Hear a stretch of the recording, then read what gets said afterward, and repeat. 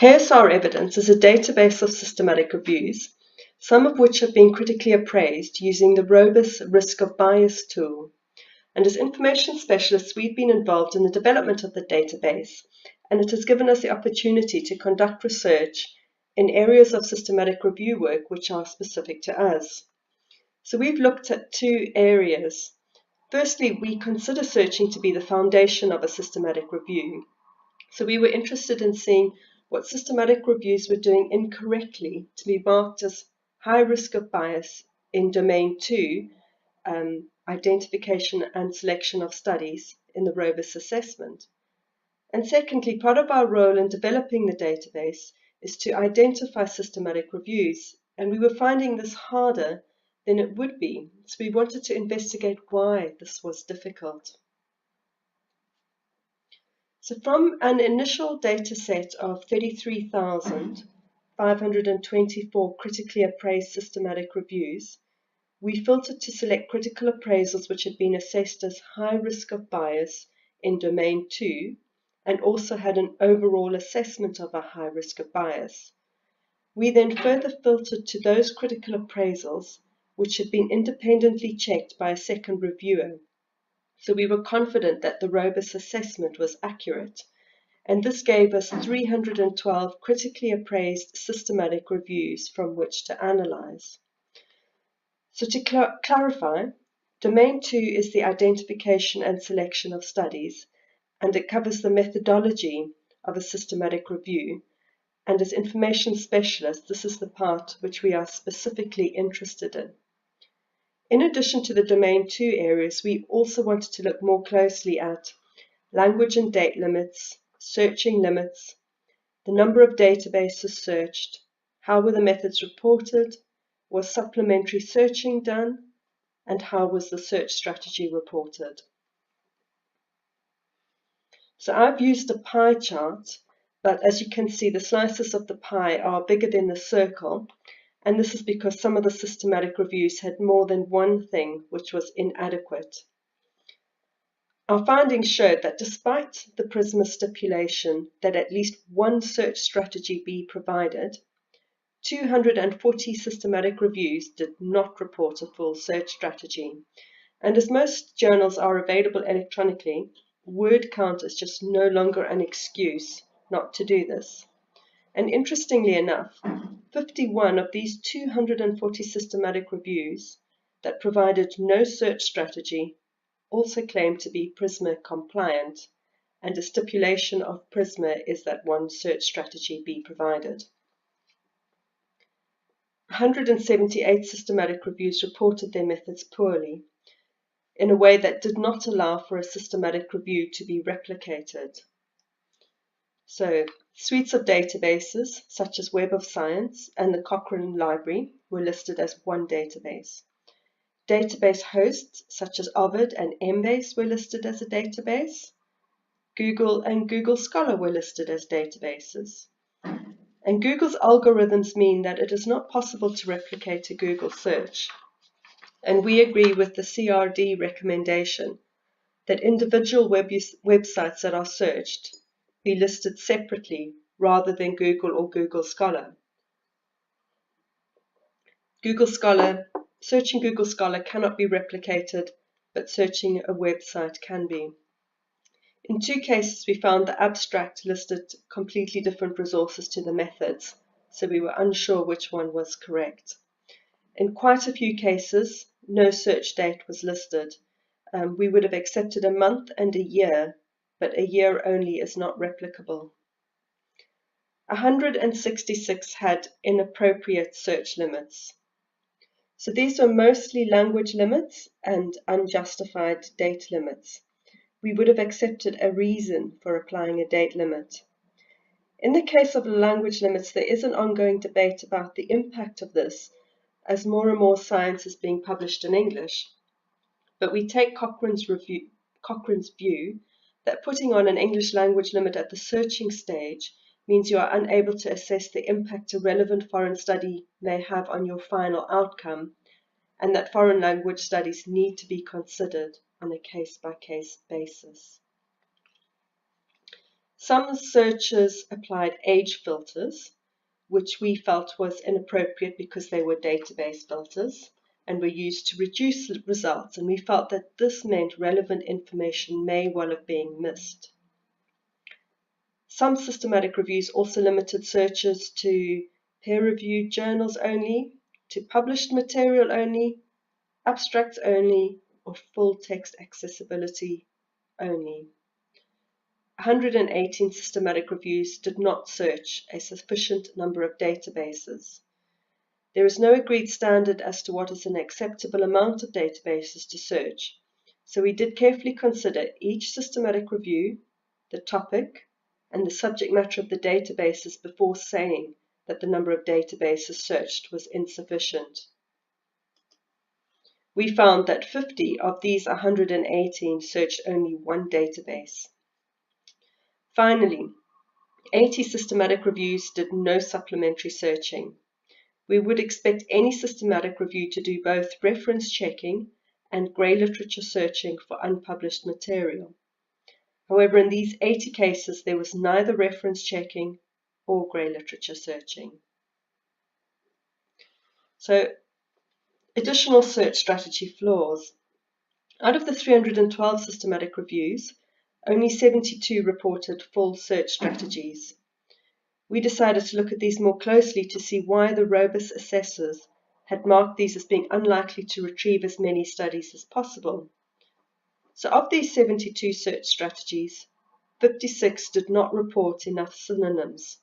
And this was obvious at a glance, and it was not the case of us as information specialists being extra critical.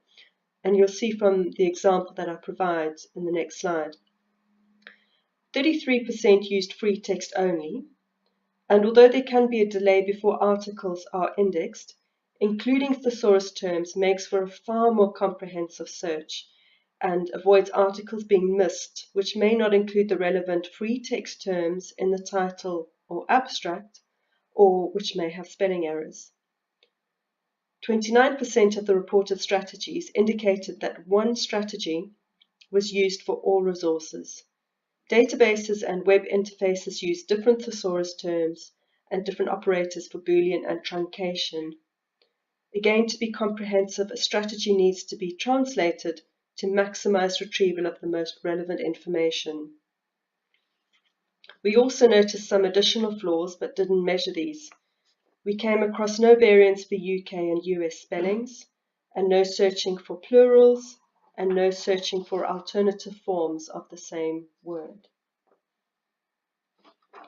So just so you can see that we're not being unnecessarily critical of search strategies, here is an example of a search strategy which, as you can see quickly, is not good enough for a systematic review.